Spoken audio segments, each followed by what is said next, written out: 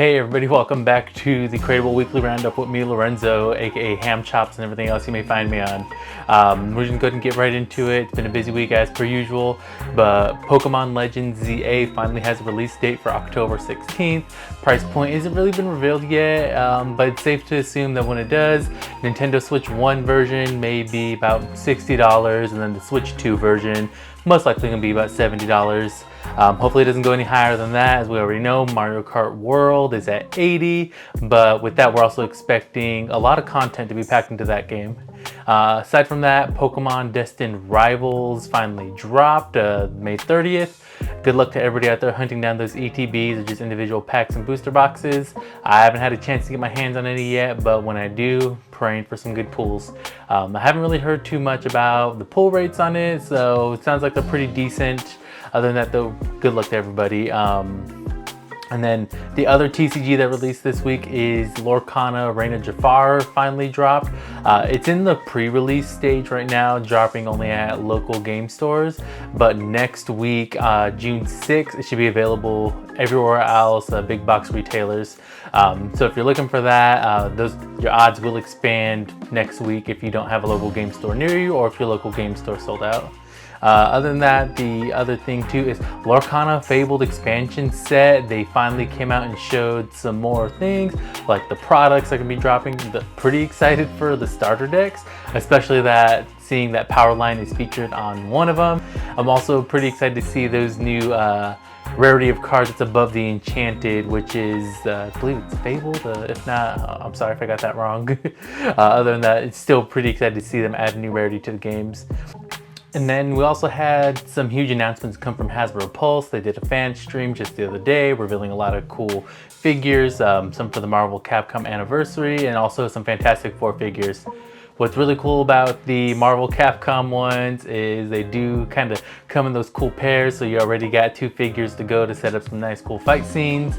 But my personal favorite is definitely that Juggernaut figure and the Venom one. I'm always a fan of Venom every time they show him in that blue suit. But I already know a lot of people might even be jonesing for the Gargantos figure too. The thing is pretty massive, so hopefully you guys got room for that in your collection. Alright, and then on the entertainment side of things, Netflix had their Tudum fan event tonight, which essentially just goes over showing new trailers for upcoming movies and Netflix series, and probably just like announcing some new stuff too. But tonight they went through some pretty cool things. The big major things that I watched it for was the new Wake Up Dead Man trailer, which is part of the Knives Out series of movies. If you're into murder mystery, highly recommend go watching those. They're pretty fun to watch. I think the mystery aspect of it is very different from what you see in recent movies. Every time I watch them, I try to guess on who's going to be the murderer at the end or how they died, and I always end up being wrong. Let me know in the comments if you guys have actually been right, or if you have any fun games you play while watching those movies. And then they also showed the new character joining the crew of the Going Merry in the new One Piece live action series. So for season 2, they are having Tony Chopper join. Very disappointed that it's not a real deer in there, but hey, I guess we'll let CGI have this one, right? He is really cute though. I'm pretty excited for season 2 to come out. Of course, it's nothing like the actual animated series, but hey, it's cool to see a pretty good anime adaptation to live action. And then they also showed the Happy Gilmore 2 trailer, which was pretty good also. That's coming out in July 25th, I believe. But the trailer was pretty good. I'm pretty excited to see it. A lot of cameos from different celebrities, different professional athletes in different sports. So it's going to be pretty fun to watch, and I hope it's as good as the first one. I don't doubt it though. And then Wednesday season 2 showed her trailer. That was also pretty good. Huge fan of Wednesday 2. Just took them forever to get season 2 going.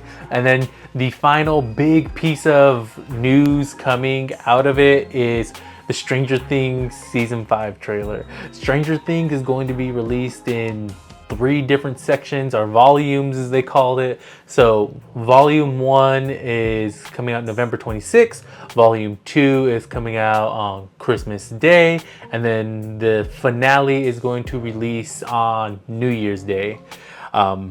They did show the trailer. I'm not going to show anything here. I, don't want to give any spoilers. But that's pretty exciting. Definitely have to go rewatch those. And if you haven't seen Stranger Things yet, highly recommend going to watch it. Okay, and then in video game news, we have rumors of a new Bioshock announcement from 2K. Not sure if it's going to be a new game or if it's just going to be a remaster of one of their older games. Hopefully it's both, right? But the last time they released a remaster was 2016. I believe that was for Bioshock 1. We haven't really got any remasters of the other games, but with this announcement, we don't really know too much about it, but hopefully something cool comes out of it. It'd be cool if they did a remaster of all 3 games. But there also is the movie that's supposed to be in the works at Netflix.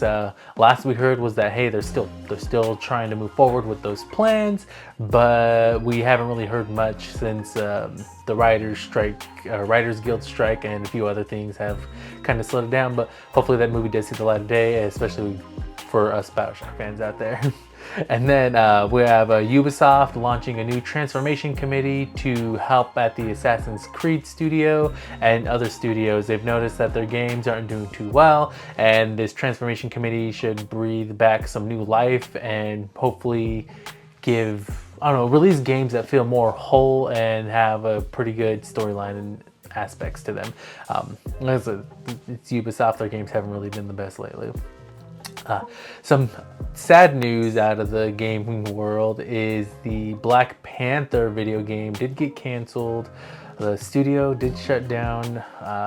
It's kind of a common thing happening recently. Don't get this game confused though with the Marvel Rise of Hydra game I talked about in a previous video. That game's still going, a totally separate game. But EA did come out and say that the Black Panther game closing doesn't affect their deal with Marvel on to release, I think like 3 or 4 games. They had a contract to do that. So we are getting more Marvel games. Hopefully they kind of spin the block on this one and decide to continue it later on down the road. I'm just going to close this out with Helldivers 2 news just because it's always fun. But this past week, it was a pretty wild week defending Super Earth. We lost the mega city, got it back. In the process, the president of Super Earth did die. Defending the presidential bunker, though, he went out a hero. So yeah, it wasn't for nothing. But during all that loss, one Helldiver was able to pretty much innovate on the battlefield by learning how to catapult the mobile hell bomb up to Illuminate ships above. And as you can see, that's pretty cool. I don't know if I'll be doing that in the game, but I'm definitely gonna give it a shot. Other than that, that's it for this week, and everybody have a good, safe week and have a good week. See you next time, and as per usual, if you have anything you want me to cover, got any comments, let me know. But yeah, like, comment, subscribe. See you later.